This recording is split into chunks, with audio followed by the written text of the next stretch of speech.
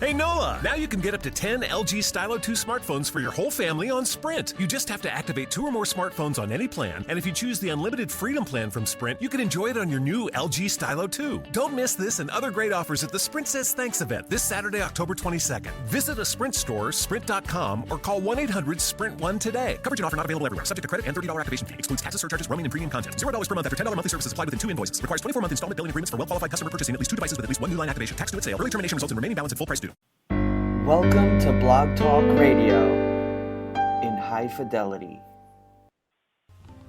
Join us for today's episode of the Utopian Realities Slope, Save Life on Planet Earth Blog Talk Radio show, bringing you solution bearers with practical, proven, scientific ways to help you eliminate global level irradiation and extinction level threats from your body, and bringing forward the means to restore and sustain global waters, air, soil, and sentient life.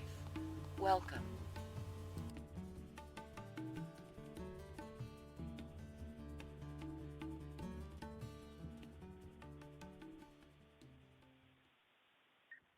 Greetings, this is Lisa Wolf, your host.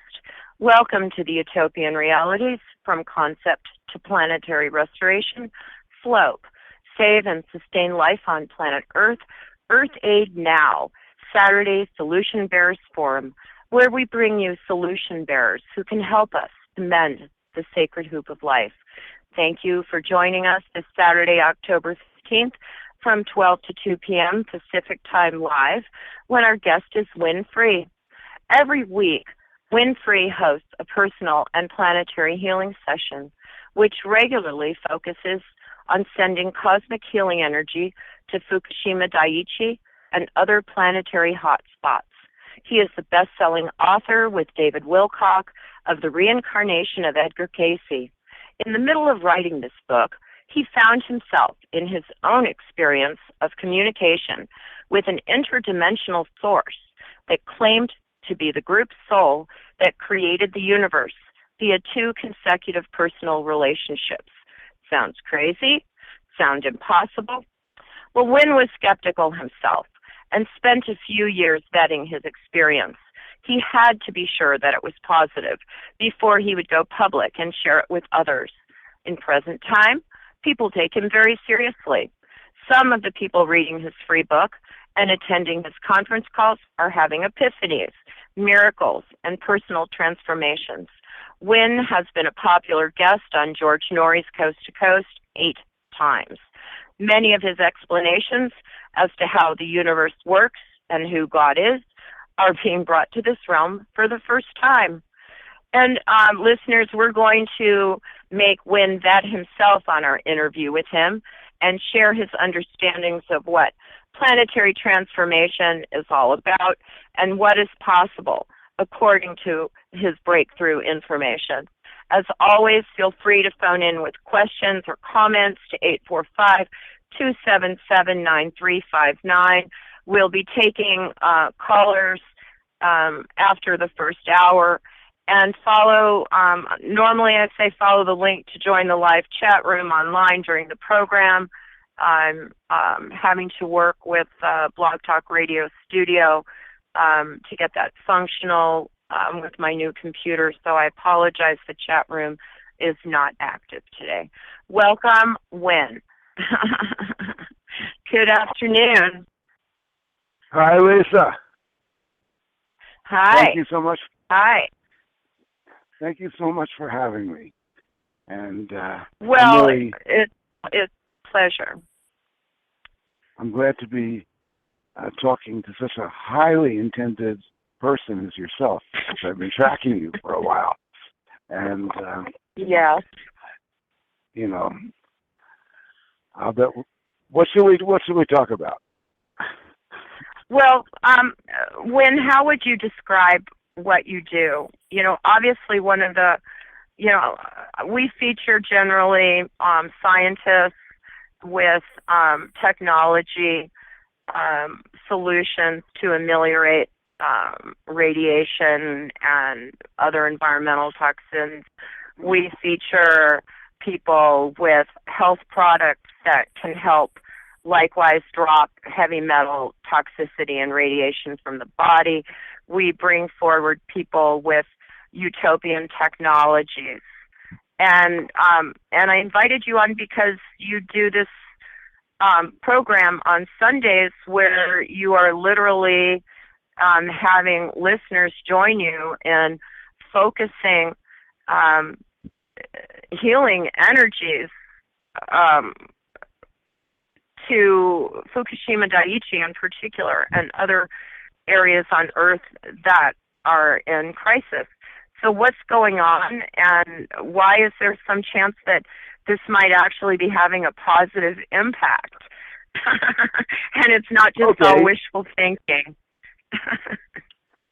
Well, believe me, I had to prove to myself that I was legitimate.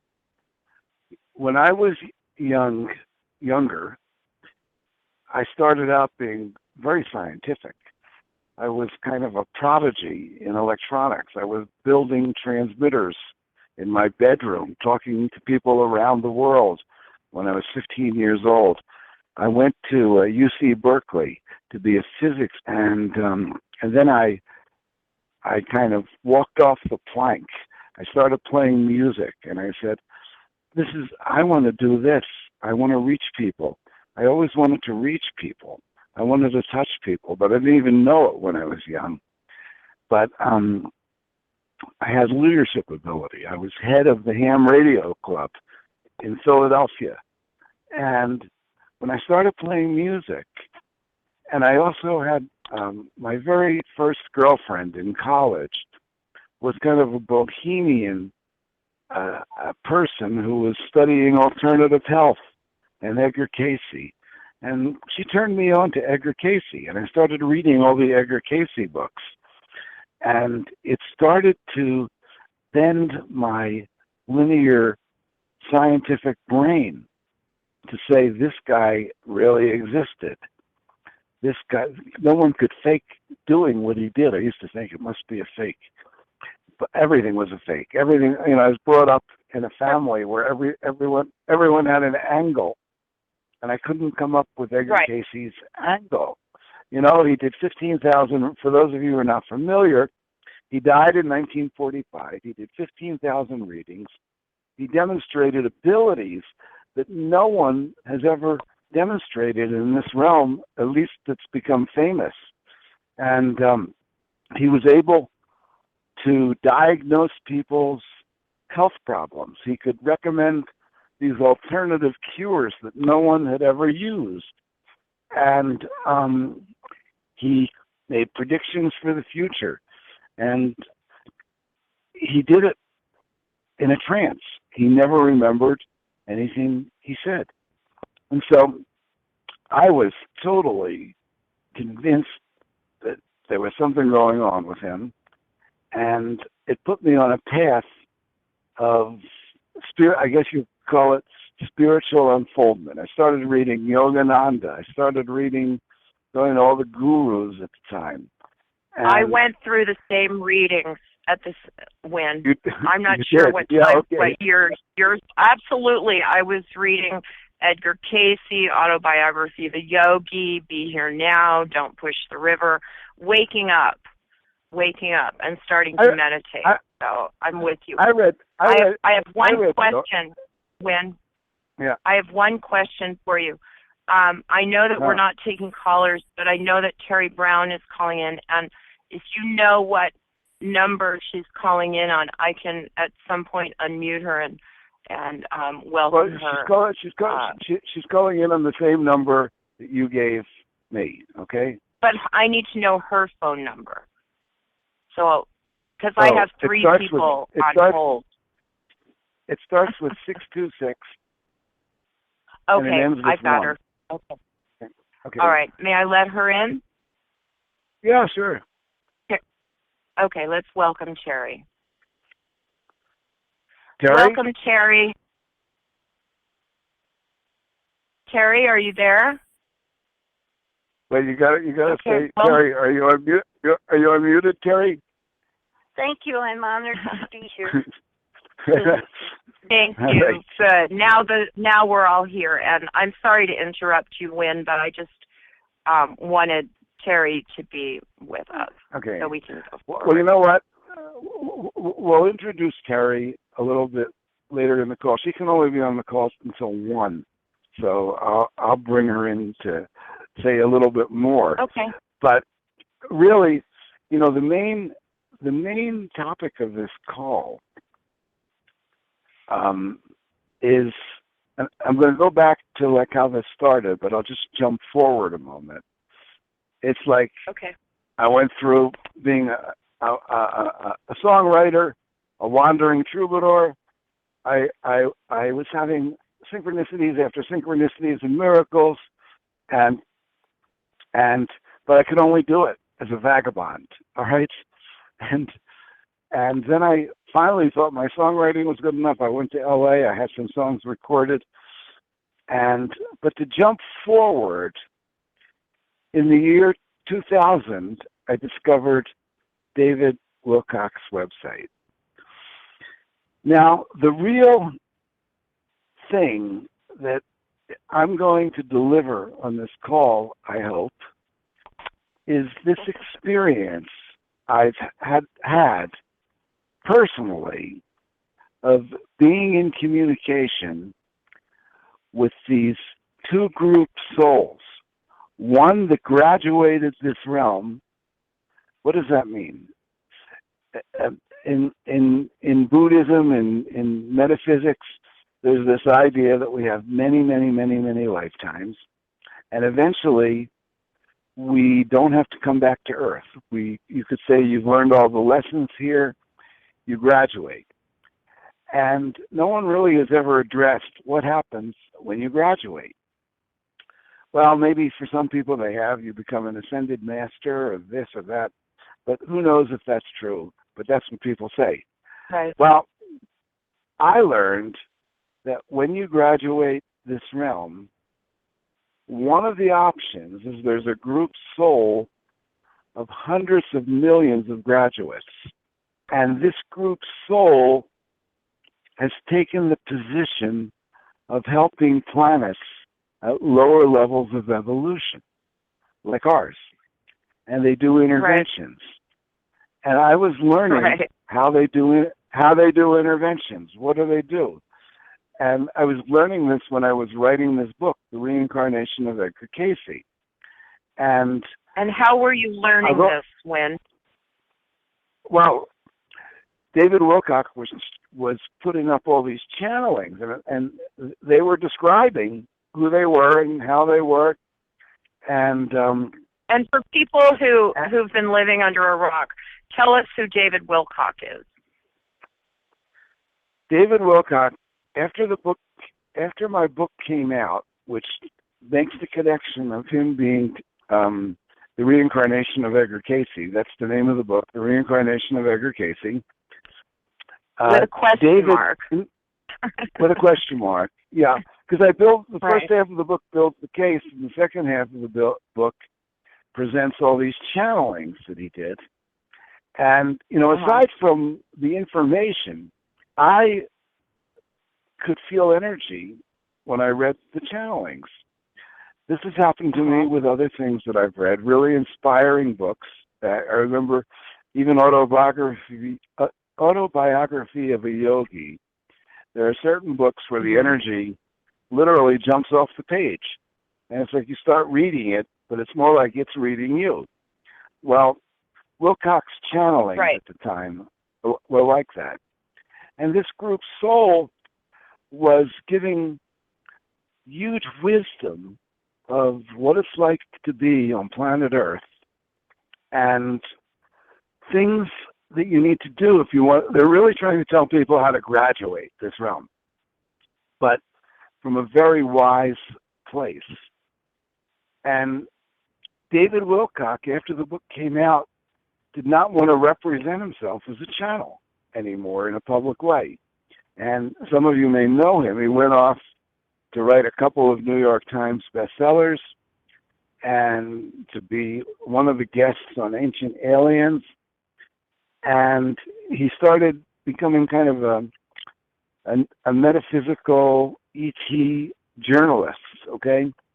And on some level, he thought that was the way that he was going to make his best contribution to this realm, okay?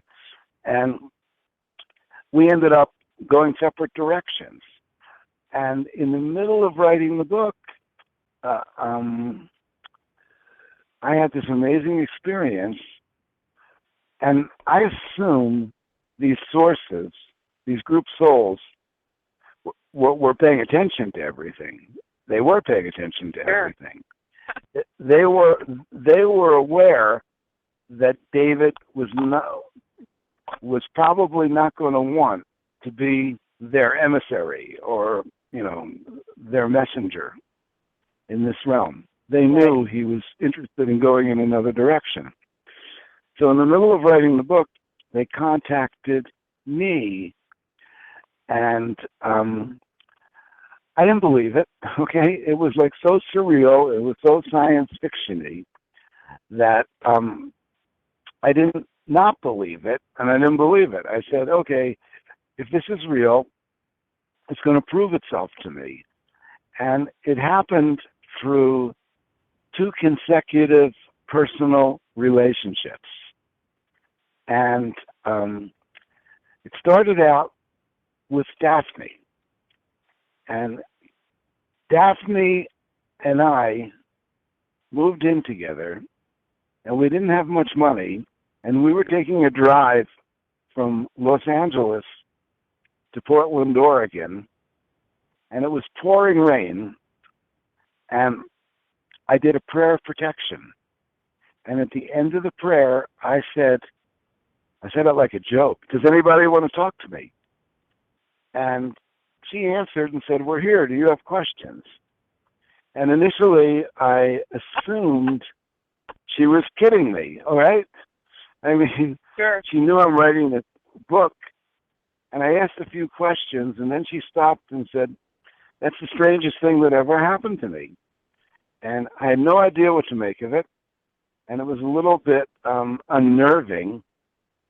And we continued to Portland, and 3 days later, I asked her if she wanted to try it again. And so she said, okay. And I took a tape recorder out this time. And I did my famous opening line, does anybody want to talk to me? And again, there was an answer. And so my first question was, how come my girlfriend can do this? And they said, your girlfriend is from another dimension. She came here to bring these messages in, and this is a very important connection. And then I said, how do I know she's not crazy or schizophrenic? How do I know you're real? Can you guys predict a newspaper headline? And they said, to watch for this headline in 2 weeks. And they gave me a headline. And 2 weeks later, there was the headline. So they have got my attention. They got my attention big time. It kept my attention too, yeah. So for the next 6 months, she's tapping me on the shoulder saying, those guys want to talk to you again. And we're running around. I used to sell things at shows. We're running around and I'm trying to make enough money to pay the rent and eat. And in the middle of anywhere, she would tap me on the shoulder and say, those guys want to talk to you again. And if I could, I would stop what I was doing. I'd take my tape recorder out and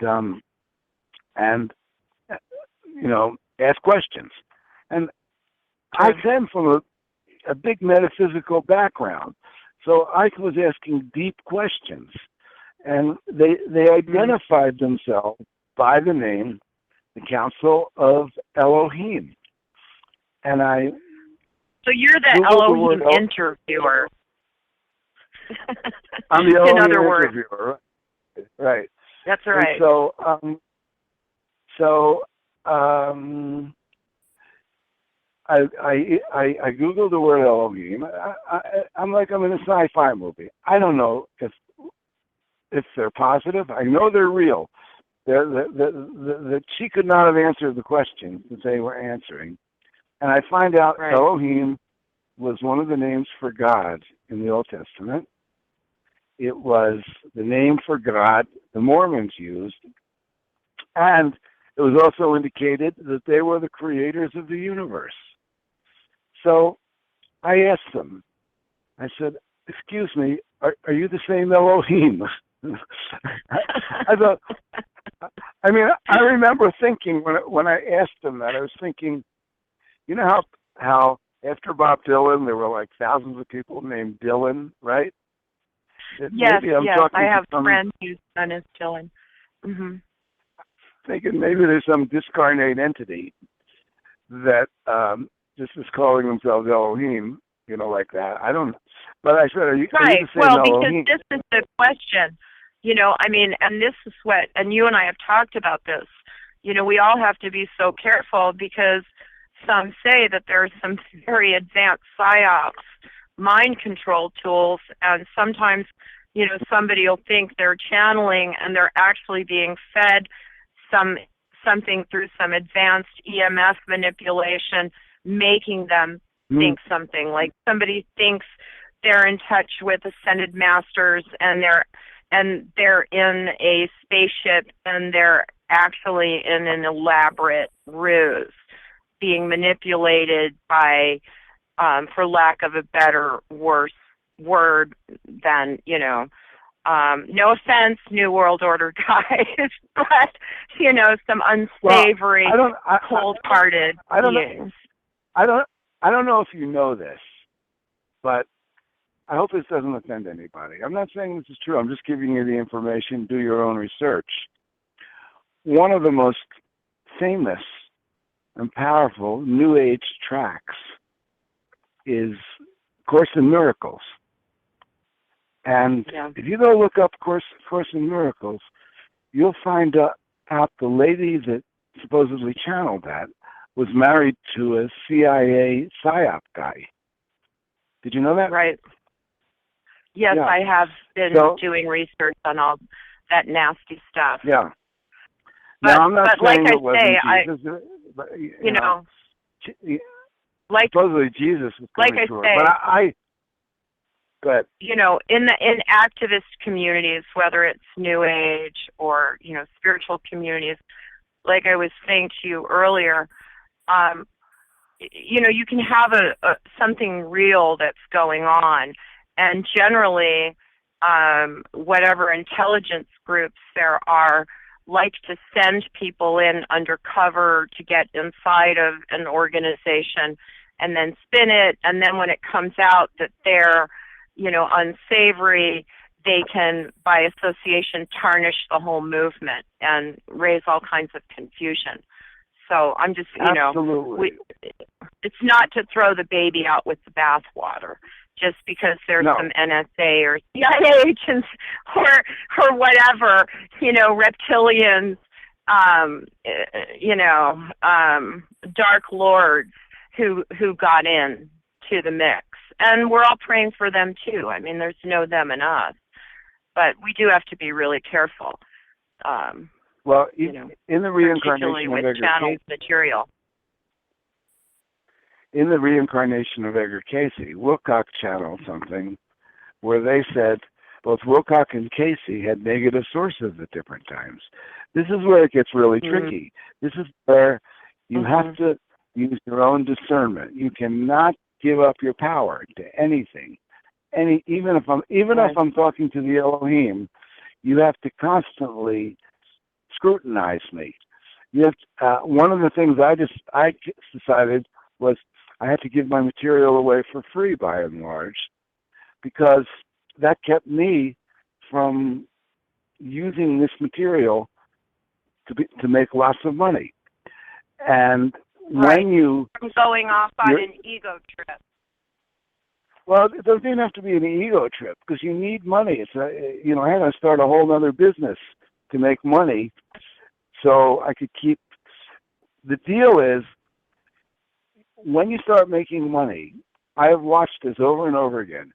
people who start making money on New Age things, people that do New Age festivals, people that do even New Age radio shows, and they're making money from it, it's like the money becomes tantamount to the service. And that attracts negative sources. And they don't even know it. I mean, and we need money. They're not doing anything wrong. So very oftentimes channelings become, sometimes it's positive and sometimes it isn't. And it's so important because you and I both know, as Greg Braden and others point out to us, and you've interviewed Greg Braden, that the power of uniting the minds of people in a positive way is the ultimate power, and it can be used and manipulated for good or for carrying out some, dastardly, negative agenda. Dare I say it, demonic. Demonic agenda. Right. So here I am going back. I'm happily asking questions, and I'm doing these sessions. And this is in 2002 with Daphne, and I'm in the middle of writing the Reincarnation of Edgar Cayce, and I mean, it was definitely surreal. It's like it was only Daphne and I in a little apartment, and she's knocking me on the shoulder saying they want to talk to you, and the source tells me they created the universe. So they're the Elohim. So I'm asking them questions actually. Who are they really? Who are you? How does it feel to be you? How do you interface with our realm? And they answered everything. And when I asked them, do you really like to be worshipped? Do you really like people to think of you as God? They said no. They said that was a distortion that this realm took off. We exist just as well as you exist, but we're in a higher dimension. We have councils, we have sub-councils, and we can send energy into your realm. But we honor free will, so we don't come to you unless you ask. Now they'll respond to a call for God, because that's, a lot of times people they can manipulate energy. They can do miracles, what look like miracles. To them, it's not miracles. To them, everything is malleable, and we're energy, they're energy. But they have a criteria for interfacing with us. And they said that early on. And they said they didn't like to be worshipped. They said, in the universe, there's the law of one. The law of one means all of us are the same energy. There's only one energy in the universe. It's subdivided and fractaled and goes through multiple dimensions. And we're at the bottom here on Earth in what they call 3D. We're at the bottom, okay? And they're at the top. And so that's what they told me, but I'm saying, okay, well, let me just go along and see how this unfolds, because I didn't necessarily believe anything they said at that point. I'm just building a folder. And then about 4 months into this experience, I got a call from my brother-in-law, and he said my sister was going in the hospital the next day, and they didn't think she would survive. And so I remember thinking, all right, let me test these guys. Can you guys help my sister?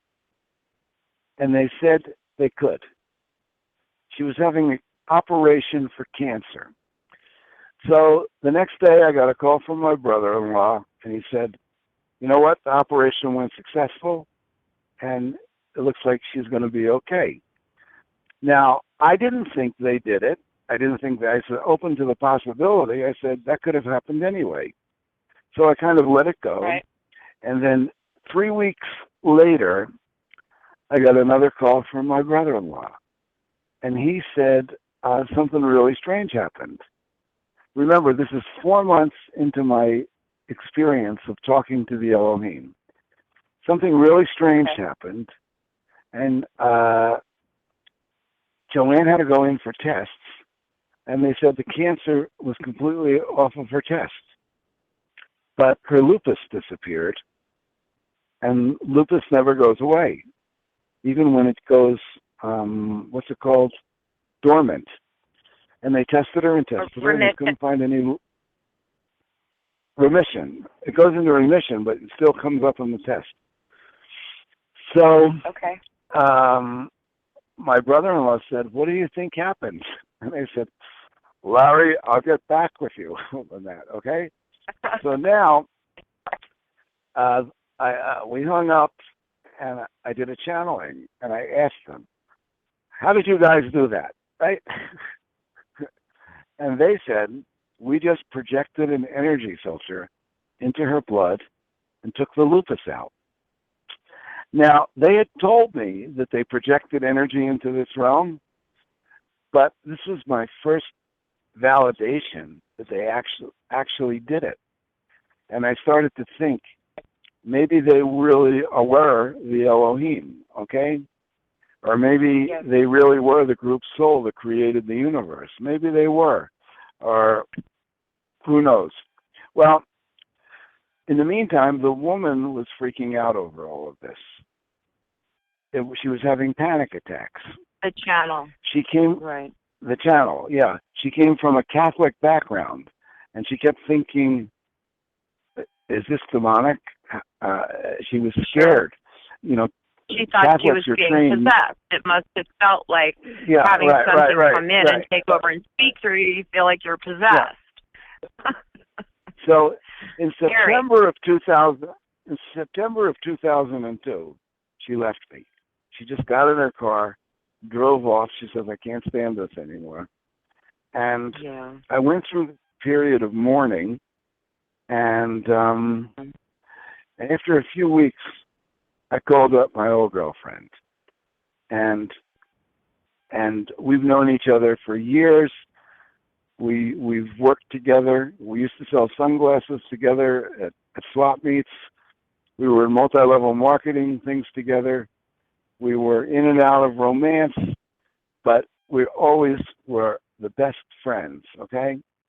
So I called her up and I said, "Yeah, I'm really suffering. Would you consider coming over?" And she did. She came over, and in the middle of the night, she woke me up, and she said, "Get the tape recorder out." And I said, "No."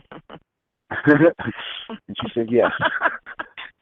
And I said, "Okay, I don't know if I can handle this." I know. You know, how many weeks had it been? How many weeks had it been? Like 3 weeks, or something? 3 weeks. Yeah, okay. yeah. And, you know, in a sense, when Daphne left, part of me was sad. And part of me was, I have to honestly say, slightly relieved. Because, first of all, the fact that I was having this experience was very upsetting to David Wilcock. I would talk to him about it. I used to think of him, at that point, I used to think of him as a mentor, and I wanted to tell him, "What do you think of this?" And now here's, you know, anyone that knows David, probably many people comment he's got a strong ego, and some people are very put off by that. Well, suddenly, I'm writing the book, The Reincarnation of Edgar Cayce, and I have a girlfriend that is not only answering every question that I can come up with, but just did a miracle of healing. And I think I thought David would be supportive, but he wasn't. It was like, he was thinking, who am I dealing with? Competition. Competition. Yeah. And I think he's thinking, that what if I was negative? You know, the thing is, once you realize, it's confusing. So, you know, when she left, I was thinking, okay, I can go back to being an author, having a regular life, and I don't have to worry about what am I supposed to do with this Elohim stuff, because I felt like I was supposed to do something. I didn't know what to do. And so Terry comes over. Terry's on the line. She can tell you the story. Terry comes over. Welcome again, Terry. And are you there, Terry? Calling Terry. Hello, yes, Terry. I'm here. Yes. Okay. Here I am. So Terry comes over, and in the middle of the night she wakes me up and says, "Get the tape recorder out." And a voice comes through her, says, "It's the same Elohim. I can reach them through Terry. This is a very important connection." And why don't you tell what happened, Terry, from your experience at the time? Well, I had attended a channeling that Wynn and Daphne had given. I was very, very curious and interested, and when Daphne was channeling, I grasped the energy frequency that she was bringing in and asked a few questions. And I asked them if I could channel the Elohim too, and they said yes, that I could. And I had studied channeling with Cheryl Taylor, who was a police psychic and had done many amazing channelings and finding of lost submarines and the identifying of murderers that nobody knew about, and she was amazing. And you know, I want to, Terry, I just want to interject. Yeah. Like, Terry, this woman, Cheryl Taylor, had a house in Culver City. And I knew Terry was going there. And Terry would beg me, "Come on, sit in with her." And I said, no, I'm not. Starting right now. I was not into channeling. I didn't trust channeling. And I would never go in and sit in. But go ahead, Terry. I just wanted to add that. Because, you know, I know a lot of people don't trust channeling for good reason. And I didn't trust channeling. And there's a lot of vetting you have to do when you've got a mystery voice coming through from nowhere and saying, "Are they positive? What is going on here?" But go ahead, Terry. Yes. So I was following channeling, and I'd taken a course from Cheryl in how to channel. And so then when Wynn invited me over that night, after Daphne had been gone 3 weeks, I felt a pressure on the right side of my head, like knock, knock, knock. Wow. And I recognized the frequency of the Elohim that Daphne had been channeling, and so they said that they wanted to speak with Wynn. And I told him, I said, "Wynn's sleeping. Perhaps you could speak to me and we could get to know each other." And I didn't quite understand at the time why they said what they said, but later on I did. They said, "We want to speak to Wynn." And so I woke Wynn up, got the tape recorder out, and they said it was very, very important. They had never left him. And we started channeling, Wynn and I. He started asking question after question after question. And I always felt when I was channeling them that I had access to more information, that I wasn't more intelligent. And like someone would ask a question and I wouldn't know the answer, but then when I tuned myself, set everything else aside, and just let the Elohim come through, all of a sudden the answer was clear. And they really missed Daphne, because Daphne has a very big vocabulary, bigger than mine. And they would say, sometimes I wouldn't have the words to express what they were saying, and they would say, "Oh, where's Daphne? Could you please learn more words?" Let me ask you a question, Terry. Yes. When they were making you aware that you needed to wake Wynn up, is that when you were hearing them, was that akin to what I call listening to the small, still voice? You were hearing that within yourself, right? And then something happens where you surrender enough that then you're actually speaking what you're hearing them saying, or does it come? I mean, are you always there when they're speaking through you? They were outside of myself. They were bigger and outside of myself. So it was the communication from them to me, and I was still me.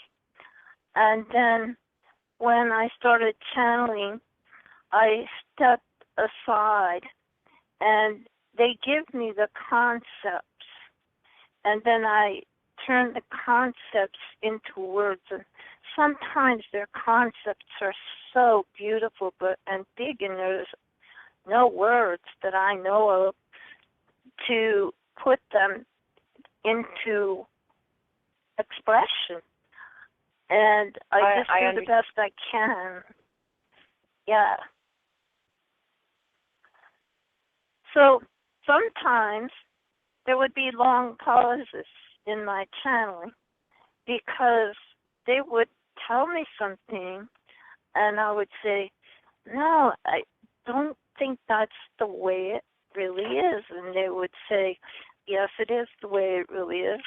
And if they told me 3 times, then I'd go ahead and say it. And as soon as I got finished channeling, I'd run to the internet and I'd check.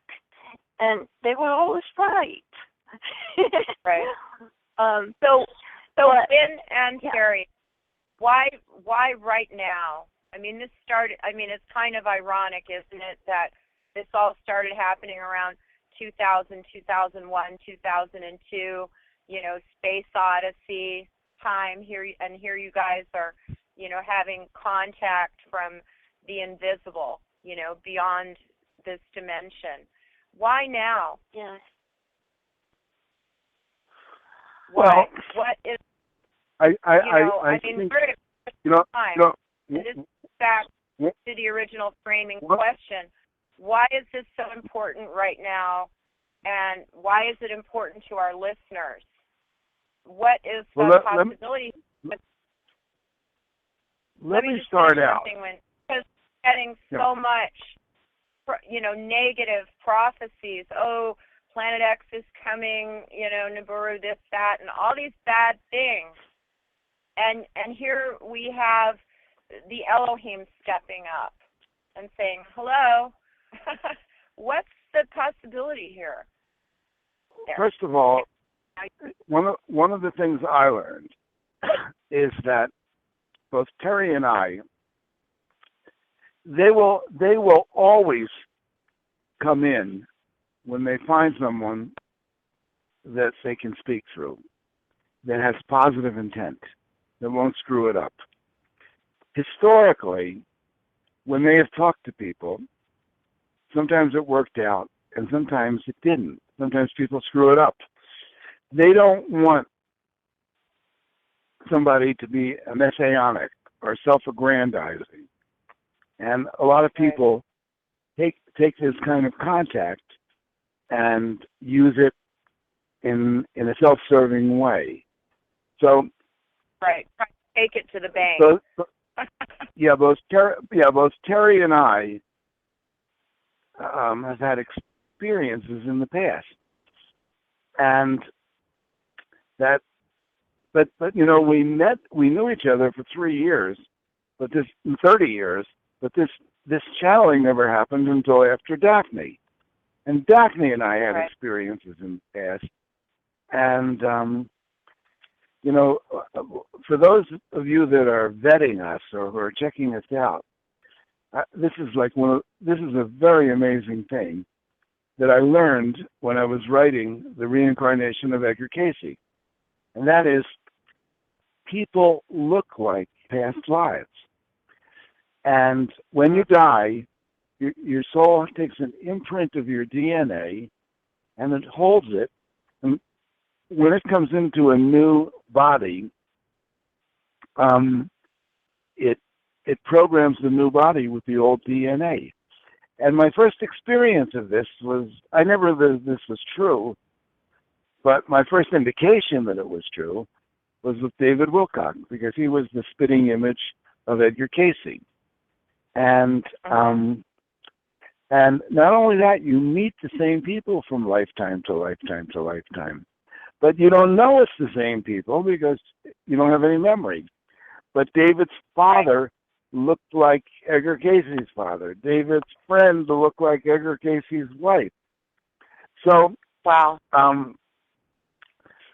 I was aware of this principle, and I asked them in a channeling session, I said, was Terry ever anybody famous? And because Terry's very, very shy, okay, and very reserved.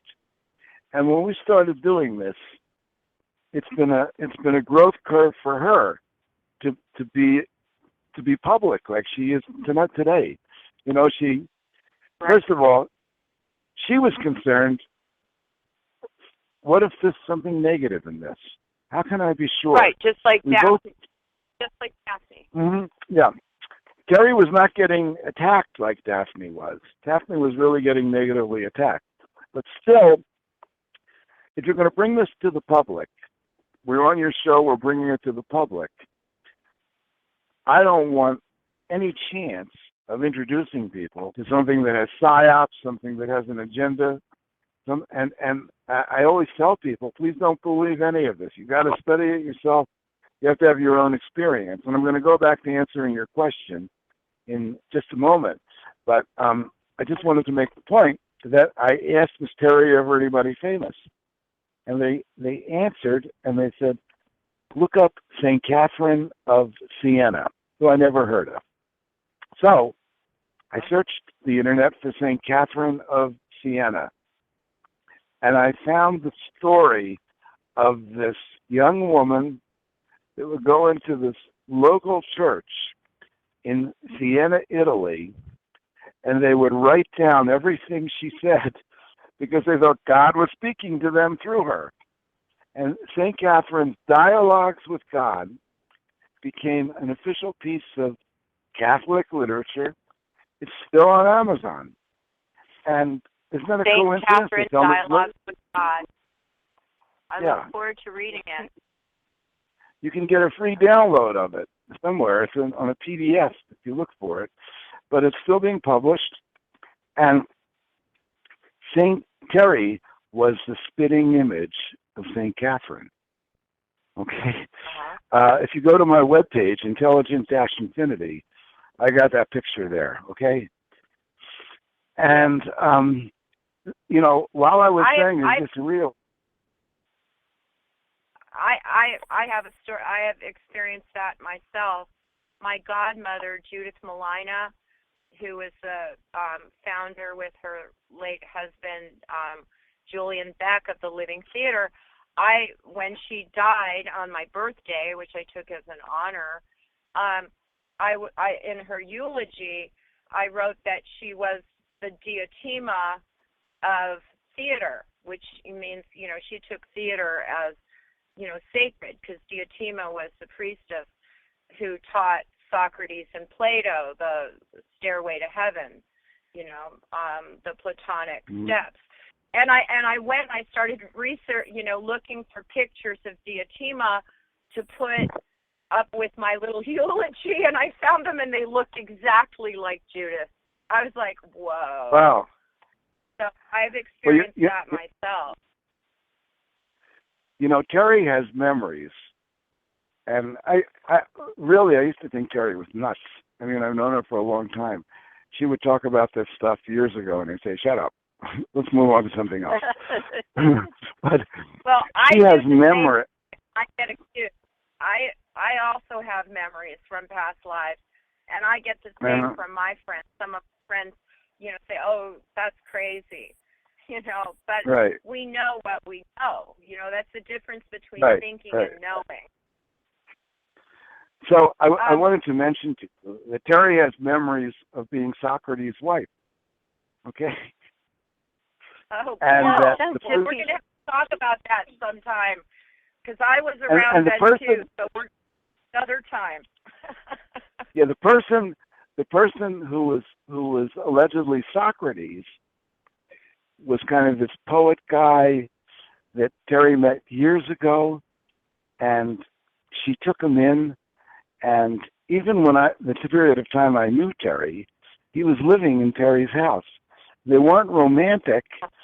She was like wanting to support him as a writer and a poet, right? Sure. And sure. He was the spitting image of Socrates, okay?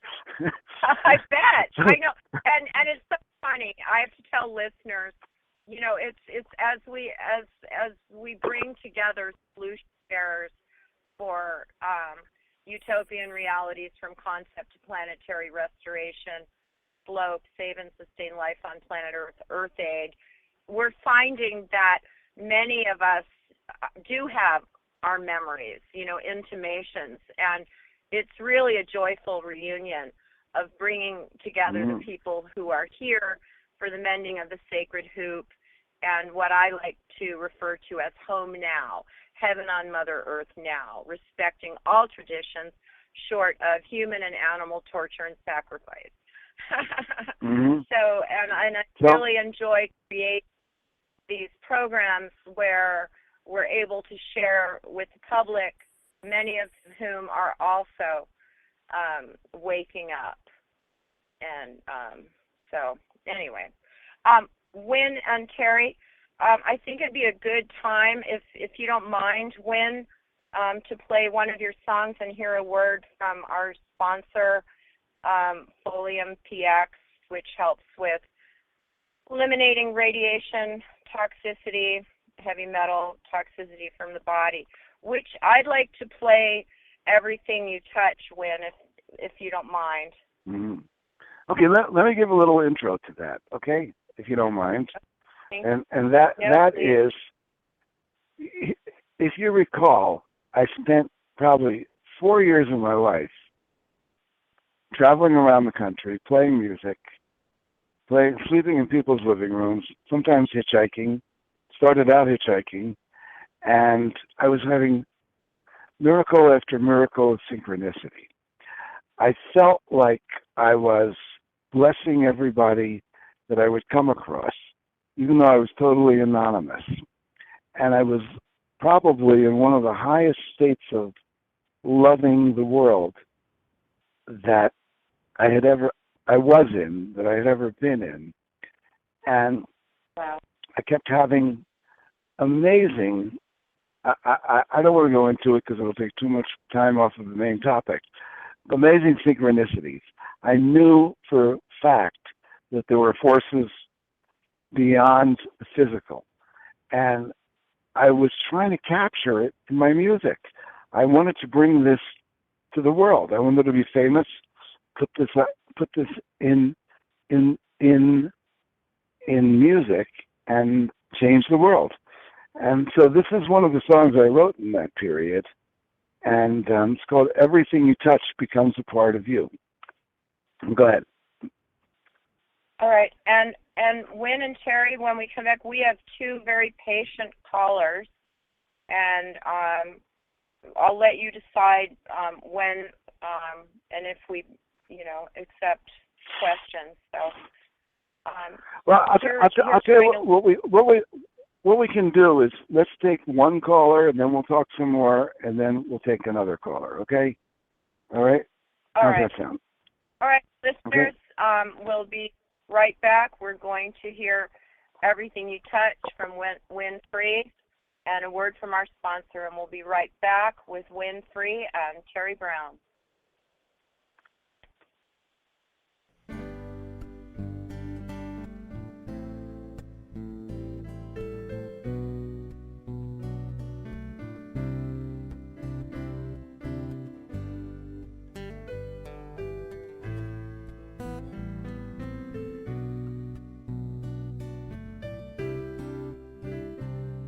We are sailing on spaceship Earth in our common bonds, bodies made of flesh and blood, notes in the universe's song. We all make a melody, dancing patterns, points of light, rainbow messengers, colors turning into white.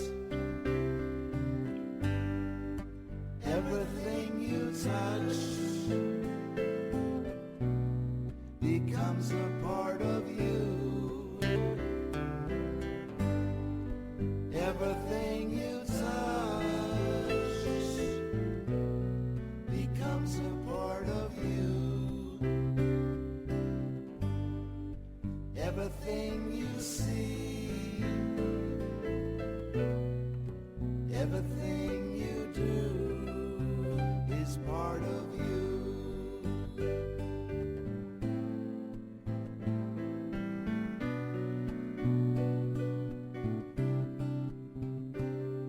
We're sailing on spaceship Earth, reaching for the sun, finding the freedom of the many to the one, like the angels of the morning and the devils in the night. We're going nowhere special at the speed of light. Everything you touch becomes a part of you. Everything you touch becomes a part of you. Everything you see, everything you do is part of you. Everything you touch becomes a part of you. Everything you touch becomes a part of you. Everything you see, everything you do is part of you. It's part of you. It's part of you.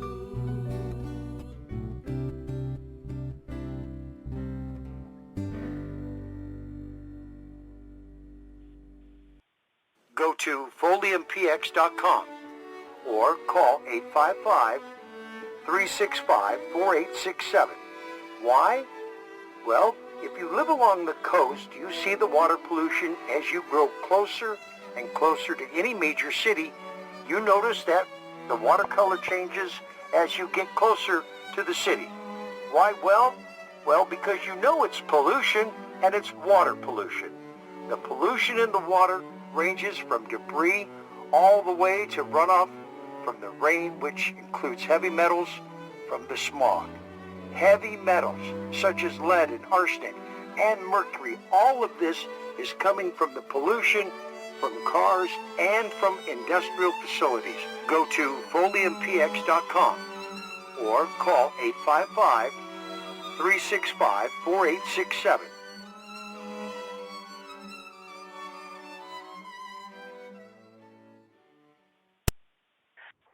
Welcome back. This is Lisa Wolf with my guest Wynn. Our topic is uniting with the creators of the universe for healing the earth. And it looks like, Wynn, it looks like Terry has dropped off. And if you don't mind, we have one caller who's been on hold for 55 minutes. Shall we see if they have a question? And then we'll go back to our... Let's go. Okay. Welcome, 727-204-6731. You're on the air with Lisa Wolf and Wynn. Are you there? 727-204-6731. Okay, I don't hear anybody, so I will remute that person and let's give the other person... Lisa. Yeah. Can you hear me? What? You probably shouldn't say you. the person's phone. You probably shouldn't say the person's phone number. Okay, all right. You give the first 5 digits, because otherwise, they could get prank phone calls. Who knows what? Okay. Go ahead. All right. Well, all right. Next caller, 847. Let's see if you are with us on the air. Welcome. Hello. Good afternoon, caller. Are you there? Good afternoon. This is Marshall, an old friend of Wynn's. I am listening. Welcome, Marshall. Hi, Marshall. Hello. Hey, how you doing, Wynn? It's great to hear you again. And if people are listening, you really got to believe this man because he knows what he is talking about when it comes to reincarnation. I have checked into him and everything, and all his specs are absolutely going absolutely perfect. In my life, he's helped bring me to a place where now I can accept exactly who I was in my past life and what I need to do for this future life. Wonderful. Wow. Wonderful. Do you participate in the calls, Marshall? Yes, I do participate in his calls when I have a chance. I haven't had a chance because I've been going around the country getting ready to be legalized as a write-in candidate for President of the United States. And I am here to actually run a campaign to actually bring the Law of One back to the United States, which I truly believe we need. Well, I would love to have a chat with you after the program and see if there's any, if it's a good idea to bring you on the air to talk about that. We've had Dave Parker of the Free Energy Party as a guest and, have invited David Raphael of the Light Party, so more than willing to give you a platform. Do you have a question for Wynn today? Yes, Wynn. Have you guys recently asked the any other presidential candidates coming along that might be able to disrupt this whole two-party system that is a farce? Well, in general, we were talking earlier about how easy it is to get a negative source. And something I learned from Carla Ruckert. Carla Ruckert is probably one of the most credible and influential channels on the planet. But she's not on the planet now. She died. But David Wilcock continually referred to the Law of One. And the Law of One was, Carla Ruckert was channeling the Ra group for 3 years. The Ra group was the group soul that graduated this realm. And, she did 3 years of channeling with her partner at the time, was asking questions. And he was a very smart guy. He was a PhD professor. And, it's called Ra, the Law of One. You can find it on Amazon. You can also find it. She gives PDFs of all her books away for free on her website, which is llresearch.org. And when I was initially studying David Wilcock, and he was referring to her all the time, and he believed he was channeling the same source as her, I started studying her. And she and I became good friends, and she respected my work. And she said to me that she's never met anyone that understood her raw material as well as I did. And she became a regular on our Sunday healing call. And she would be like my co-host. She would be like Johnny Carson's Ed McMahon. And she was there for 5 years. We did a whole series of workshops. But in any case, the law of, one of the things she said that really made quite an impression on me is that when you're asking questions to a source, the nature of your question can change the source that's coming in. And for example, if you ask transitory questions, then you attract lower level sources or negative sources. She says when you ask questions where the answer is universal principles, things that are true 10,000 years from now as well as now, you tend to keep a really positive source. Now, I don't always follow that, and even she didn't always follow that. But I took it as a guideline. So people want to know what's going to happen on the planet, what's going to happen tomorrow, is there going to be this, is there going to be that? And it's not good for me to do a steady diet of those questions. So I don't ask them. And when Terry is back, you might. She's back with us. Right. Yes. Hi, Terry. Hi, Terry. Marshall's on the line, Terry. Oh, great. Hi, Marshall. Hey, Terry. I'd like to just add one story to these guys, these two individuals, Terry and Wynn. You have to, from my own perspective, you have to believe them. Let me just tell a little thing that happened when I met them in Arizona. We went to lunch, and Terry, we're about to give hugs and say goodbye, and Terry comes up to me and goes, hey, you got some titanium in you, don't you? And I just had a IBC filter put in, and I was like, yeah, how did you know? She goes, well, she's really connected with the spirit, and my spirit's pretty big in explaining things. And I'm like, well, you're right. I just had an IBC filter put in, and it's titanium, and I wasn't going to put it in because I was afraid it was going to rust, but they assured me it wasn't. And Terry goes, no, you need to go back and get that out because that is going to rust. And I said, are you sure? She goes, yes, believe me, trust me, I know. So I go back. 1 month later, I go and get the IBC filter out because I'm having a hard time with it. And they won't let me keep it, but they let my wife take a picture of it 5 minutes after it's out of my body. And sure enough, on the pictures, if you look down at the corners of the thing, it was already rusting and pitted with rust marks in this device. And I got to tell you what,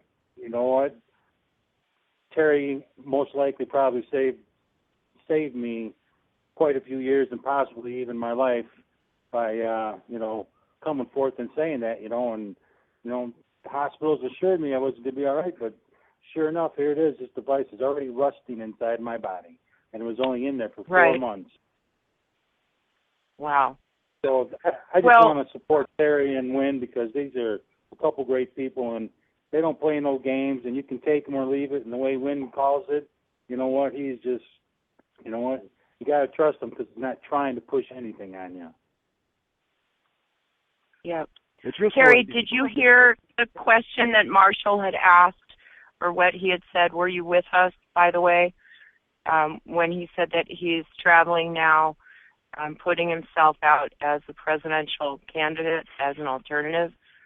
I didn't know if you heard that. And he was asking if there was any input. from the Elohim on that topic.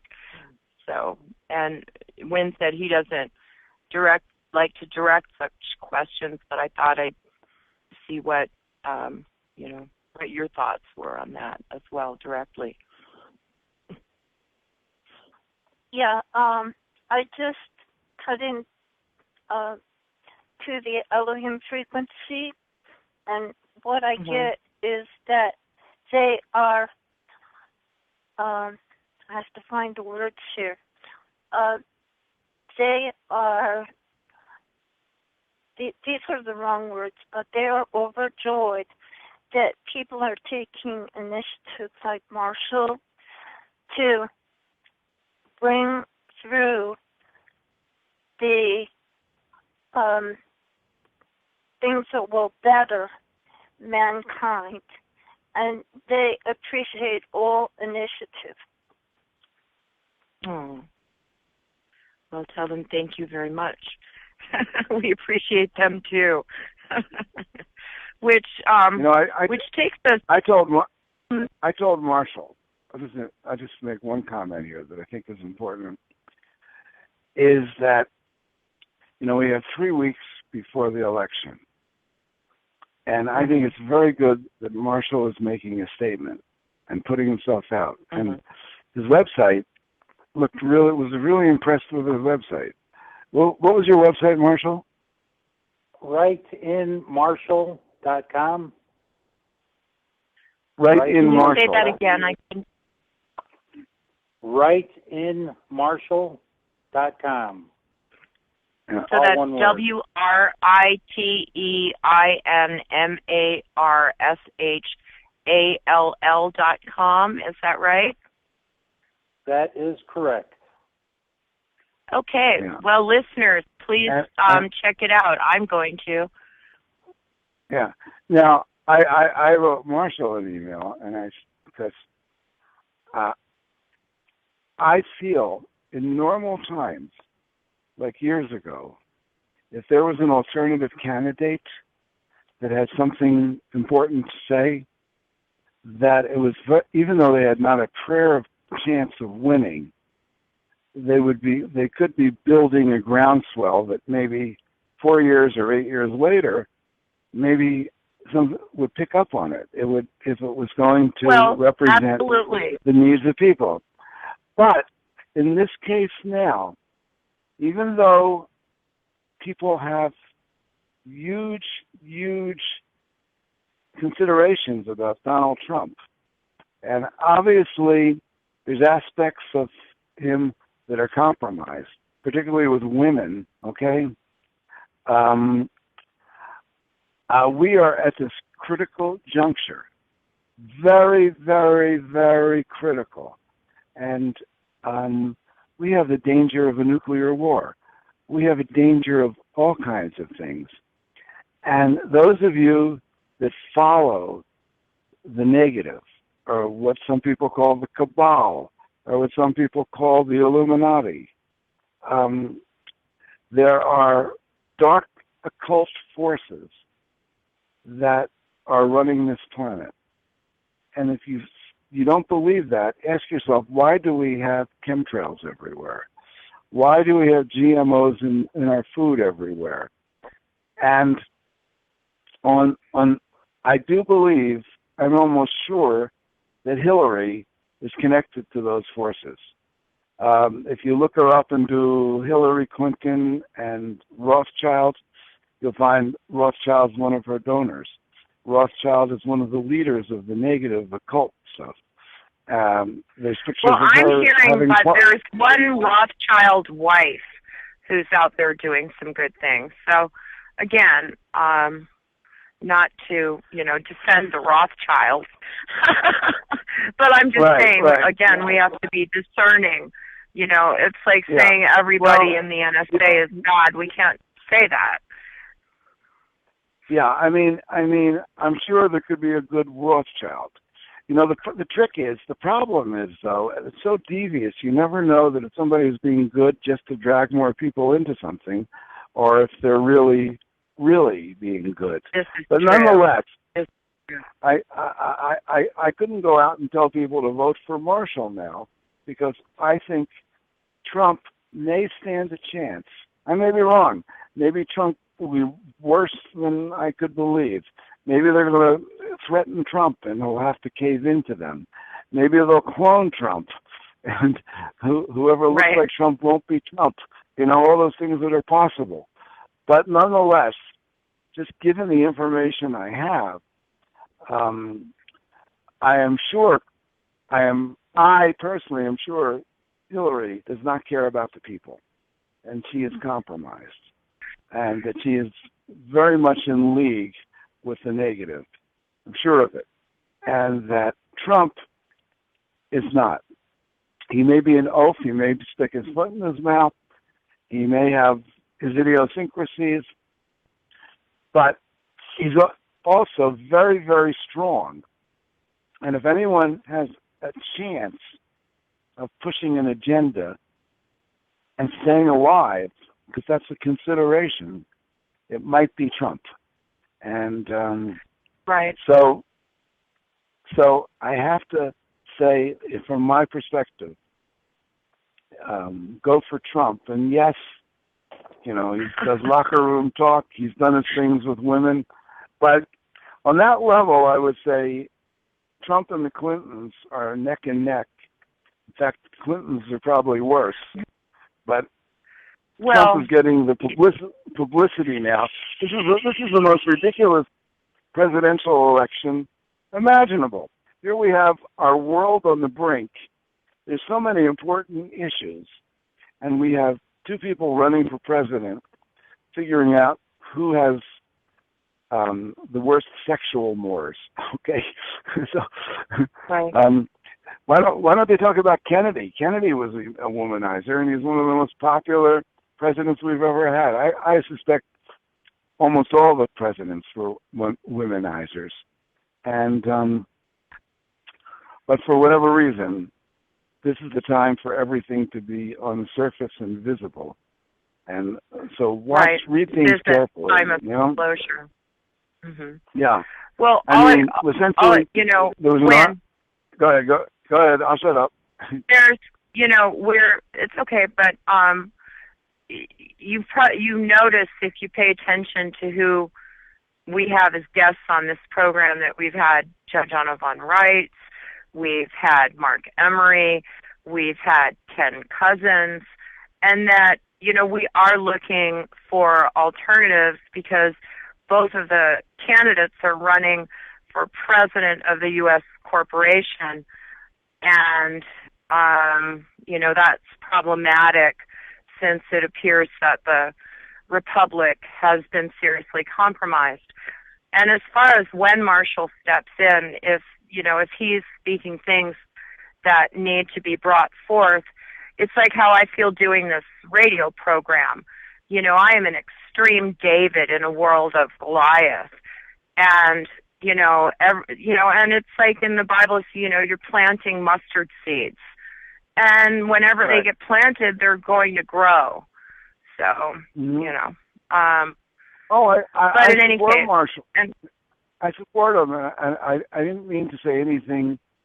I'm not saying anyone shouldn't vote for him, but it's like suddenly become aware of him, and hopefully at some future time, 3 weeks is not enough to win an election against these people. No, but it will not be the last election either. But it's enough. One hope. We hope not. But in any case, I have to say I'm considering whether I'm voting for either of them, and I've never done that. But looking at what's going on within the corporation of the United States, I'm personally more interested in in sovereign alliances with native tribes and with those who are finding alternatives to the cabal governments, So. Yeah. Okay. But let's go back to what the Elohim's agenda is for doing something positive. in the midst of what could be characterized as an Armageddon present. Let me talk about how the Elohim, how these two group souls work, and how we can use them. It's not, we have to use them, and their criteria for being used is operating for the highest good of all concerned. That means no losers. Whatever you do, everyone's a winner, okay? And honoring free will. These are two very key concepts, and they want to help us. And I have learned how to engage their help. You know, I talked about that thing with when I was first studying them, when they first talking to me, they said they can project love light energy. Let me just tell you, between the two souls, the Elohim has the ability, they're huge, they have huge energies. They have the ability to project into this realm. And the Ra group has certain areas of wisdom beyond the Elohim, because the Elohim is very wise, but their wisdom is vicarious. They watch us for billions of years, and the Ra group, their wisdom is experiential, because they have gotten trapped in this realm, just like all of us, or most of us. And so they have, in the Reincarnation of Edgar Cayce, it's a very good example of the Ra group expression of their wisdom. And they're telling us how to untrap ourselves. What do we need to do? And who are the Ra group? Tell us again, who is the Ra group? The Ra and group, how do we know they're not some negative entity? Well, you know, I tell everybody, as we talk about these things, this is only meant to make you curious and decide if it resonates for you. I have a free book that if somebody goes to Intelligent-Infinity, they can sign up for my free book. They get on my mailing list. They get all kinds of things we give away for free. And the thing is so you can draw your own conclusions. Am I positive? Is Terry positive? Are our sources positive? Do we maintain a positive energy through everything we do? You have to come to that conclusion. I can't tell you that.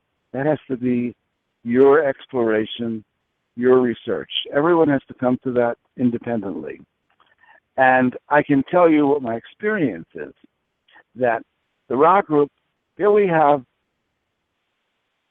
a group soul that's made up of beings like us. But they've gone through 1,000 lifetimes, and they've graduated. And they're not so different from us, except they can team together, and they can do very powerful things as a team. One thing that has been said, I forget who said it, was the negative cannot do a group energy for 1,000,000 years, because they compete with each other, and they all want to be on the top of the heap. Negative uses group energy. Group energy in the moment is let's create a witches' coven, and that doesn't mean all witches' covens are negative, but when you're trying to do spells or make people do things according to your will without honoring their free will, that's negative. Satanic circles, another example. Right. Every time there's a group together, it doesn't even have to be explicitly a cult, and there's an intention in that group, it creates an energy. It creates something that moves through this realm that changes things. The Elohim and the Ra group are both huge group souls, huge. And that learning how to get their energy to support our intentions is the trick, okay? Because they are there to support positive intentions in this realm. And keep in mind they honor free will. So you could say, why don't you just, I've asked them this question. I said, well, why don't you just knock off all the cabal and the negative, and then we can move on in peace, right? And their answer was very funny, okay? Their first answer was, they said, well, the cows asked us the same thing for humans. Should we do it? Right. You follow that? The cows. But then they said that once something is in creation, it's permanent. And if they killed all the negative, they would just come back in some future planet, some future world, and do it over again. And they're looking of how to can change it so it's going for, it doesn't impact the universe. Okay, so it's like we have to find. I asked them, okay, they've convinced me that they can move into this realm and they can shift things in this realm. For example, I told you the story of my sister's lupus, and they came in and they said they put an energy filter into her blood and they took the lupus out. Now, you know what? They weren't violating anybody's free will in doing that, and they were operating from the highest good of all concerned, and they were honoring my request for that to occur. And we've had numerous people in our group that come into our calls that have had either minor or major experiences like that, where something shifted. And there was another aspect of my sister's healing that I didn't mention that's kind of important, and that is when she got her first healing, and this operation was successful, I didn't know if we did it or not, but I hadn't kept in good touch with my sister. And I decided I was going to do that. And I started calling her every day, and I was telling her jokes, and I told her she had to repeat the jokes to the nurses. And my sister got really, really happy. All the nurses were coming in saying, "What's the joke for today, Joanne?" And, she was in seventh heaven. She never got so much positive attention in her life. And after the Elohim did their healing where they took the lupus out, they told me if I didn't do the cheer-up committee, that's what I called it, telling the jokes. If I didn't do that, they couldn't have done the healing. Okay, and that was an incredible bit of awareness, because you see, we have to create a nest for them to come in on. They can't come in on fear. They can't come in on cacophonic energy. They come in on joy. So no matter how tough things are, somehow or another, we have to hold our energy above the toughness in order to get them to engage, okay? That's a very important principle. So now we have this idea of this group soul that can project energy into this realm. And it's as if they have the back door to creation, the backdoor program. It would be like a computer where Microsoft, unfortunately, probably does have the backdoor program to everybody's computer and can get in and look at it and do whatever they want. That's lower dimensional. That's lower dimensional. Which, fortunately, there's higher energies. Microsoft doesn't necessarily honor free will, nor does the NSA or any of these other things. So they have the backdoor program to creation. They are creation. They're part of creation. In the law of one, the Elohim is you, you're them. We are part of... Well, that was the question I had for you about the Ra group, when you say that, they're beings that have been incarnate. Is it possible that some of us then who feel like we're here for the healing were part of the Ra group before we took incarnation? Absolutely. The rock group actually talks about that in my book. They call them wanderers.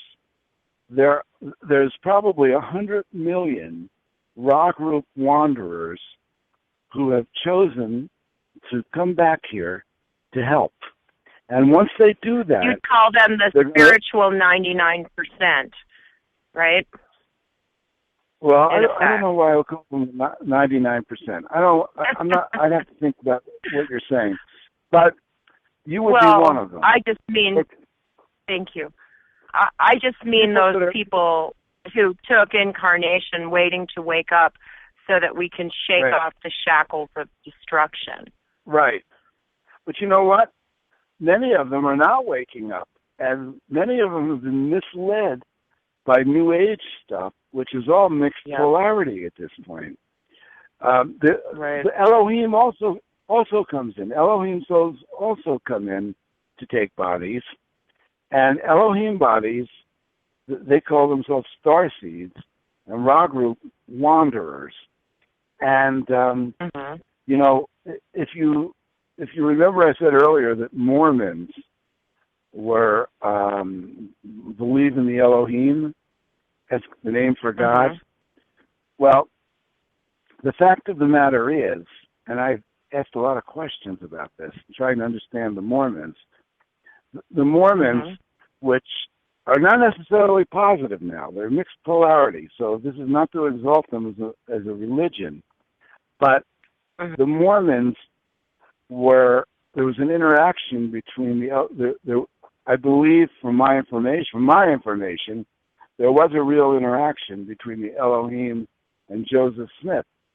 And the idea of the Elohim was to create a doctrine through the Mormons that Elohim souls could incarnate into, and they wouldn't get lost in the negative of this realm. The problem is every time you come into this realm, you don't remember you're from a high source.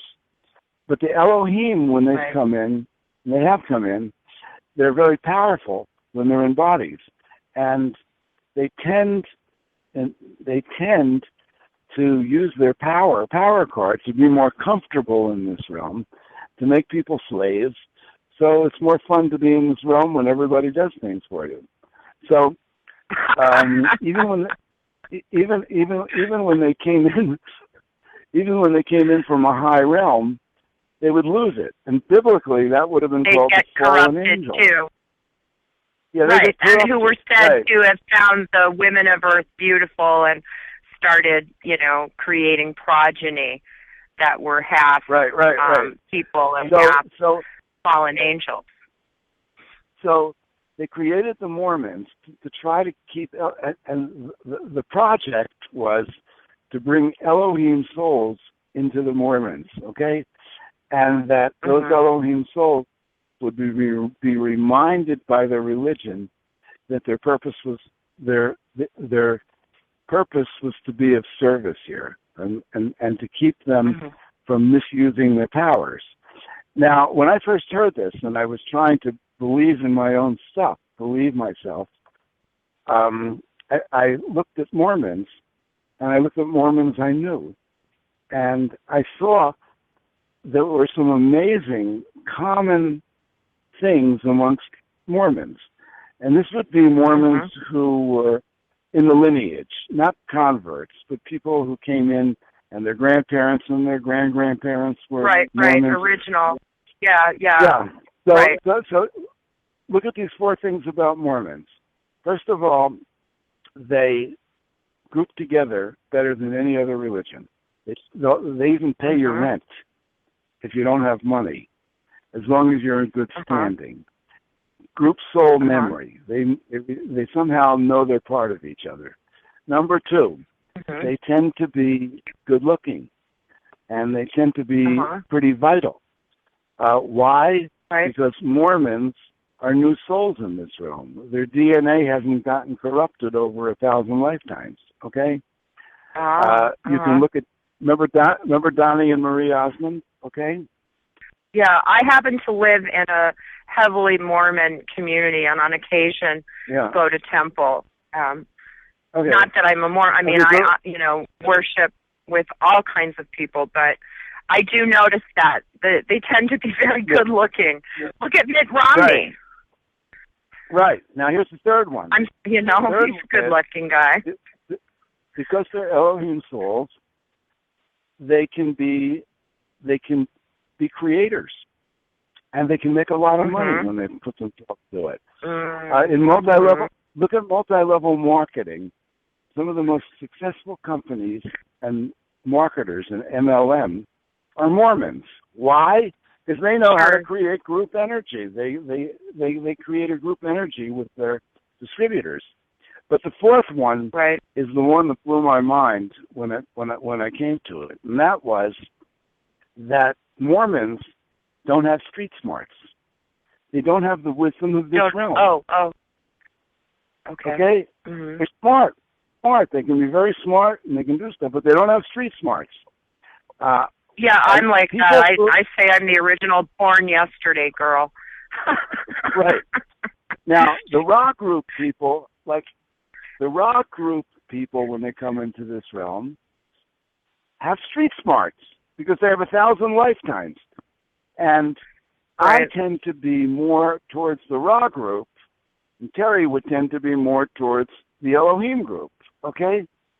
And it's like if you look at a raw group person, now they never told me this, but I'm just giving you the idea. Somebody like Leonard Cohen, you know who Leonard Cohen is, the poet and songwriter? Oh, absolutely. I love his songs. Suzanne is one of my favorite songs. Think of the difference between Leonard Cohen and Donnie and Marie, okay? Like, Leonard Cohen is an old soul. He's been around forever. Right. Donnie and Marie are young, new souls in this realm, but they had the ability to project all this joy and love from the higher realms, okay? And those are two people that most everybody knows. You get the feeling for the two group souls by looking at those two people, right? And, okay, sure. So now the deal is that every one of us has an energy field. And where our bodies are very finite, our energy fields are very malleable. And they can expand, they can go places, they can contract. And when you think of something, if you are sufficiently experienced in this, you can think about something and your energy field goes there. Some people, I used to have the experiences, I would think about someone and they'd call me, within the next 5 minutes. Yes, exactly. Okay? So what happens is, whatever you think about and focus on, you've learned that your energy field moves to where you're thinking, right? And so now, everything we do has group energy attached to it. If you walk into a store, there's a group energy in the store, or maybe use a restaurant as an example. You go into one restaurant, it has a certain ambience, and you fall into the energy of that restaurant. You walk into a neighborhood, it has an ambience, and you're in the group energy of that neighborhood.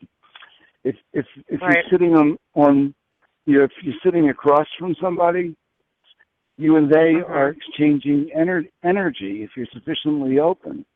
And if you can get out of just the intellectual... all really only energy. Right. We're energy here in a in the body. Form for a while. So, what we do on our conference call, our Sunday call, let's talk about our Sunday call. What we do on our Sunday call is we have people all over the world on the call. Now, I had to learn how to do this. I had to learn that it worked. I didn't do it with some idea of let me be a good person and do a planetary healing call. It was very much experimental for years. And I would say it's not experimental now. It's really working. And we create a group energy. And how do we create a group energy? We have a group energy on this call right now. Everyone listening, everyone that's tracking us. I can point out to you one of the signs I've noticed about having a group energy and being in a group energy, and I'm just going to demonstrate this. If I stop talking, there's energy in the space. And that's an energy that we, Lisa, myself, Terry, and every one of you who's listening and been tracking this are part of that energy. Now, we do that every Sunday, and we hold that space of the silence.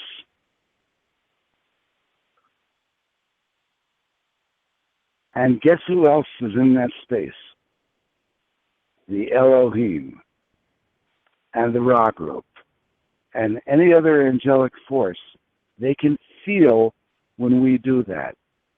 I asked early on, I said, how do you pick out people so individually when there's so many billions of people on the planet? And they said, we can tell when someone has expanded themselves beyond the veil of the earth.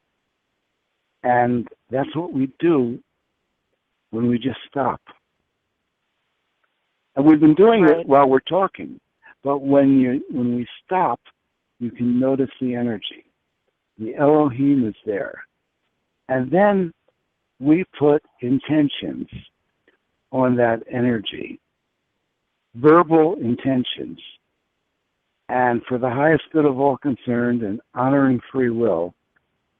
And then we have miracles. And we've had them over and over again on our call.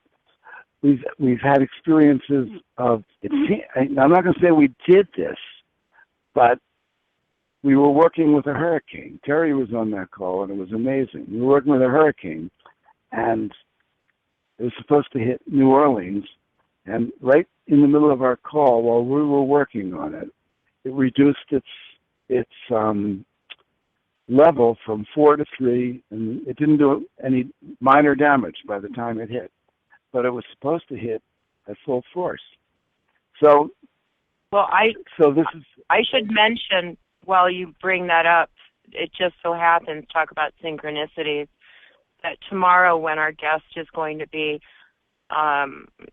Libby Halevi of Nuclear Hot Seat, we're also giving half an hour to a gentleman named Pastor Ashanti Witherspoon, who is going to be giving us a report on disaster relief down in the Baton Rouge area. And we are getting news out on that, and particularly letting people know how they can help in the relief efforts, because there was significant damage. It could have been worse. So thanks for mentioning that, because that's going to be happening tomorrow. I'm sorry, go on. When we have about 10 minutes left with this episode, and I want to see for a moment if there's anything that that Terry wants to share, and also mention to you we have a caller that's been waiting for about half an hour. We could take in, or how we use the remainder of the program. But, Terry, was there anything that you wanted to say? Yes. One of the reasons that the Elohim comes in is to assist and to help answer any prayers that they can answer. And it's not just a big thing with, like, when we bring in the Elohim on the calls, that it is a personal thing, so that if a person is alone in their room and they are praying, the prayers have a light, and the prayers move above the veil, and the Elohim can see them, and based upon the higher good, they can go in and they can help just in the privacy of an individual's own room. So that's part of their message, that They are an individual help assistance force that really love people and want to come in and help wherever they can.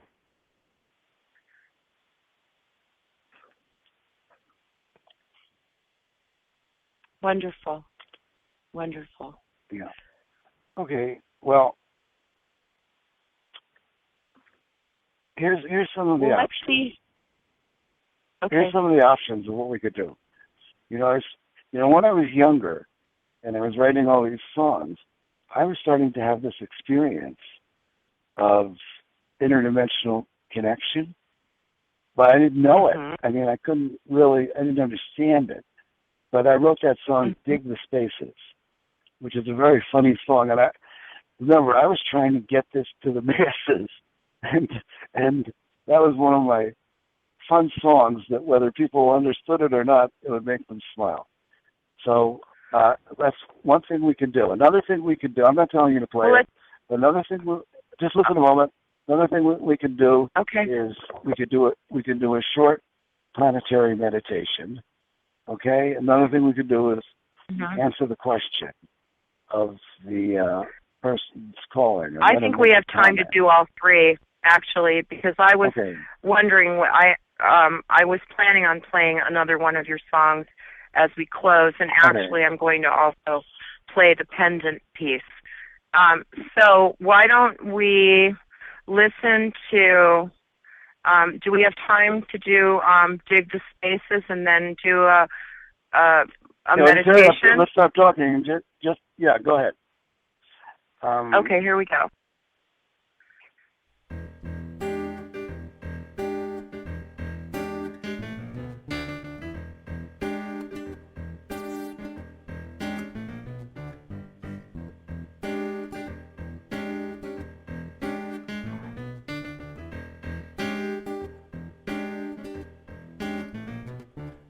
Sometimes the people, they read the books in order to get the smarts.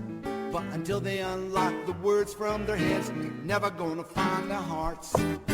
Sometimes the people, they look at the sky, all they see is clouds. But you know, Mr. Sunshine, he'd be peeping through the cracks if only he was allowed to dig the spaces. You know what I mean? Dig the spaces. Things just ain't what they seem.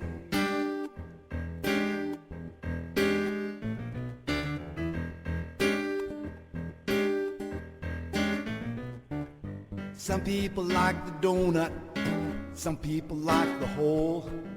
Some people want your body, and the rest they want your soul. And the atom, it's got these electrons going round the nucleus. It was Mr. Einstein, he taught us in quantum mechanics. He said you gotta dig the spaces.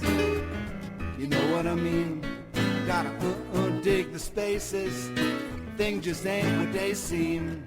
Some people's minds are burning, they're looking for a riot.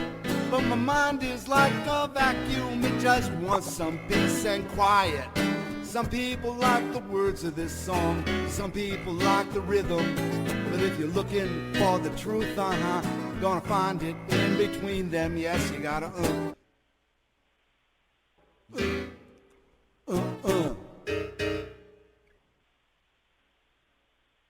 seem spaces. You know.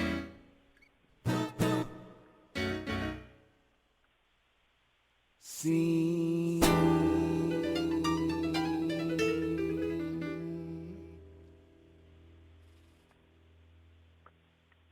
All right.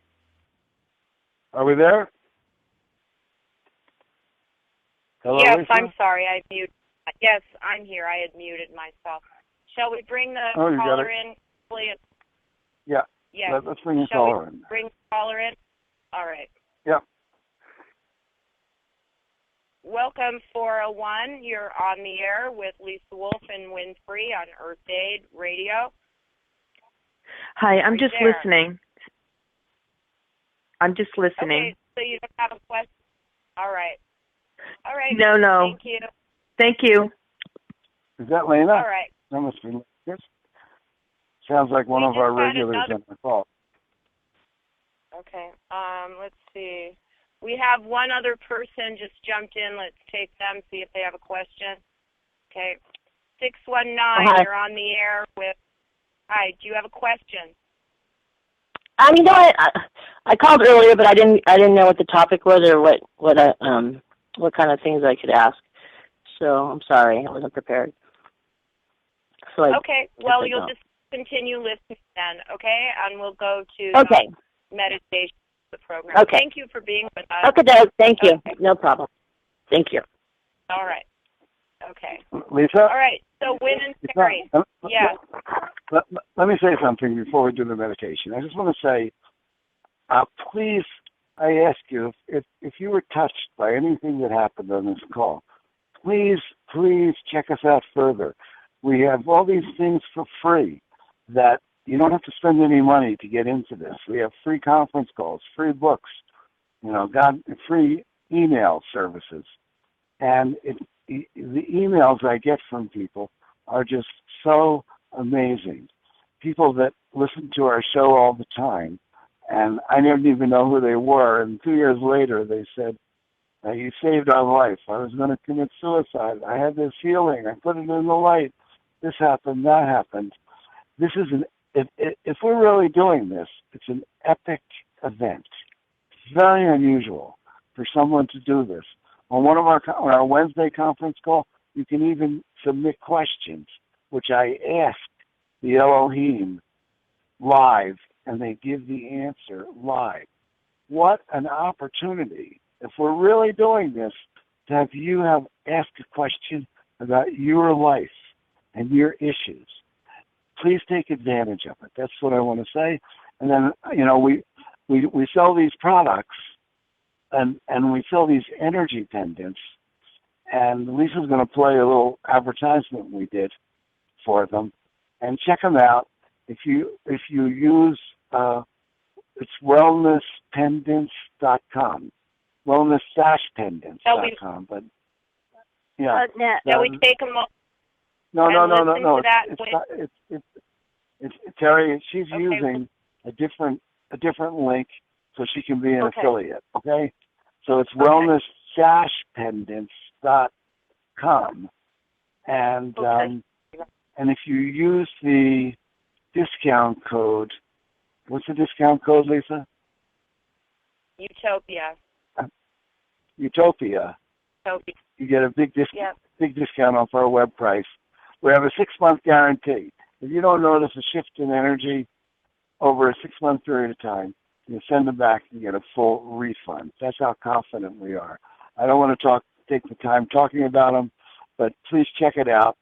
They're affordable, and they help keep your energy up and your stress down, and protection from fields and all that stuff for almost nothing. Right. Okay, so we have them in about 250 stores.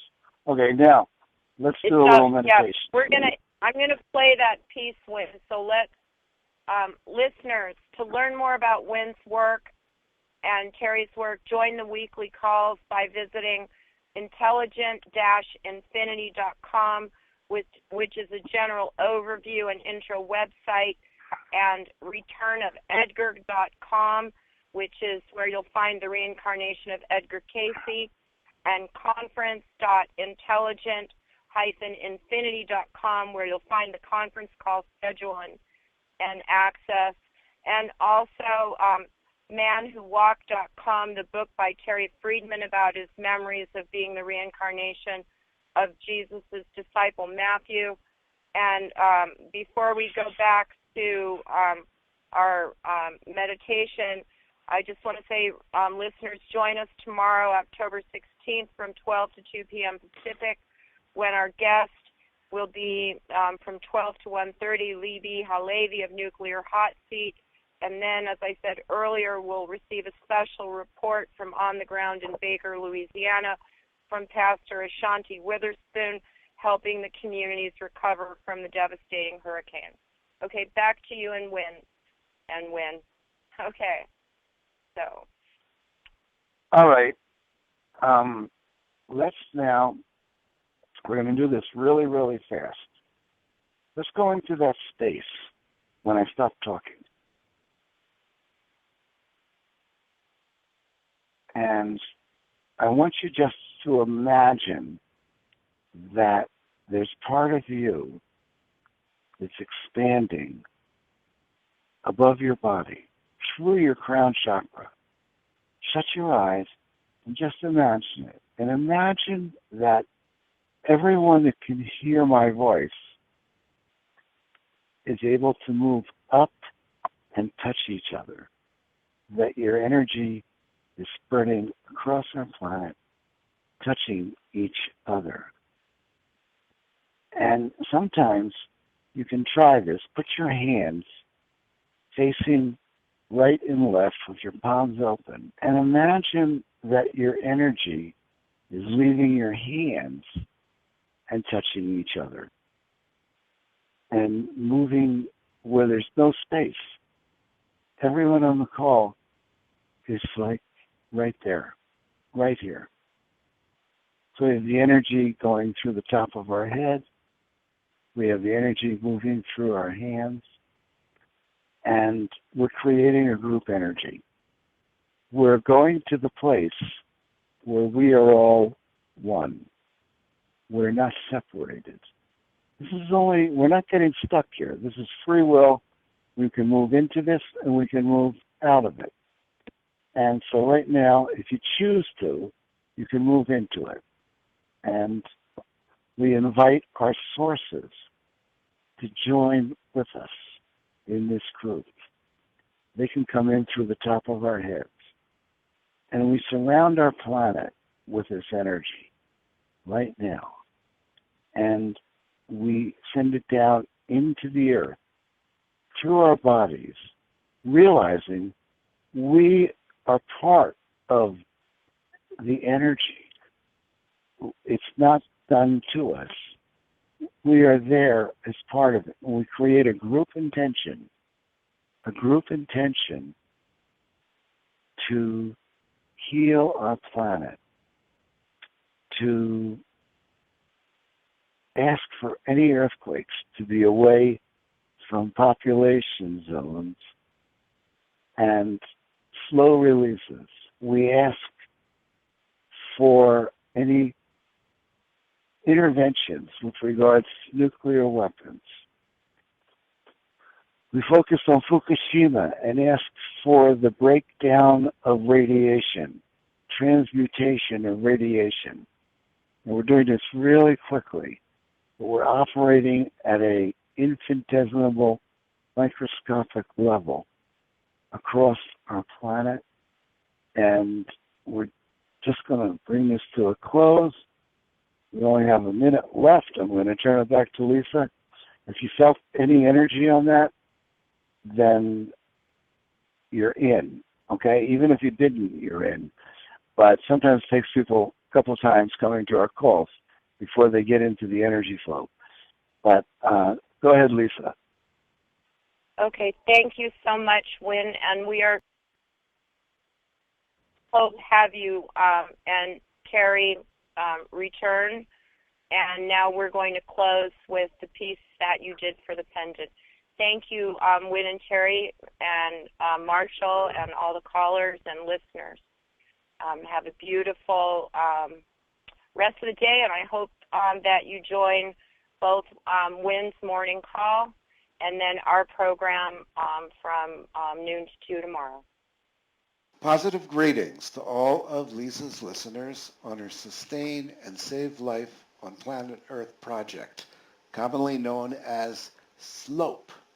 Lisa invited us to introduce some of our amazing products to her listeners, and we are making a generous donation towards her projects for every product sold. Did you know there's a technology in Asia where frequencies can be added to a piece of jewelry, so when you wear the jewelry, it impacts the biofield of the body in a positive way? We have sold tens of thousands of our wellness pendants with the most spectacular of results. Listen to this.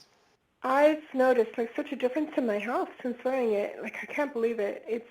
it's sort of like your energy level stays like at one level all day. Please check out our website, www.wellness-pendants.net, where we have loads more testimonials posted, including videos. We even have an aura video where you can watch the aura colors shift for the positive when someone puts on a pendant. Here's another testimonial. Well, actually, it's very subtle, this thing. It actually is subtle. And it doesn't rid me of anger, but it gives me pause. It allows me to pause. It's very subtle, and I like it. And when I took it off, there was no pause, let me tell you. If you knew me, you would understand that. Best of all, wellness pendants are completely affordable, only $27 with a 6-month guarantee. Our customers have reported more energy, less stress, better sleep, and occasionally there's a miracle of healing. The web price is $34, and if you'd like to get the special price, you have to insert the discount code UTOPIA in the shopping cart when you make a purchase. That's wellness-pendants.net. Wellness-pendants.net with the discount code UTOPIA. Thanks for checking us out. You'll be glad you did. We turn it back to Lisa. And thank you, listeners, for joining us. Together, let's save and sustain life on planet Earth. That's yours, mine, and all of ours on and in the land, waters, and air. Thanks for joining us. Till next time, this is Lisa Wolf for Slope. Save and sustain life on planet Earth. Earth aid now. Let's give the Earth and all her children freedom from fear, lack, and degradation, and bring a utopian reality now.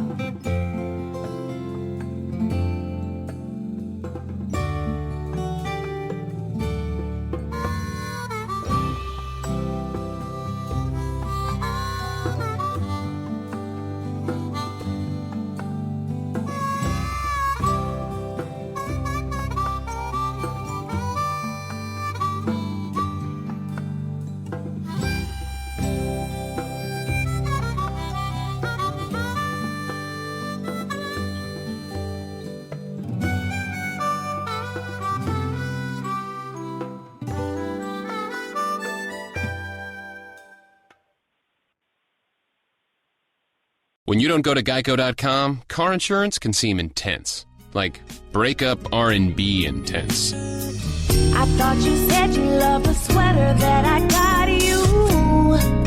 If you didn't, you could have told me. Geico makes it easy. Just go to Geico.com anytime to update or check your policy without all the extra drama. I even had a gift receipt.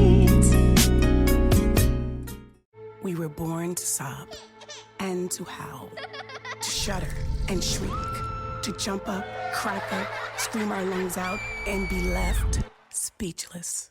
This is the good stuff in life, and the all-new Contour from Cox helps us get right to it. Just say what you want, and your TV finds it. Speak, find, feel, and get right to the good stuff.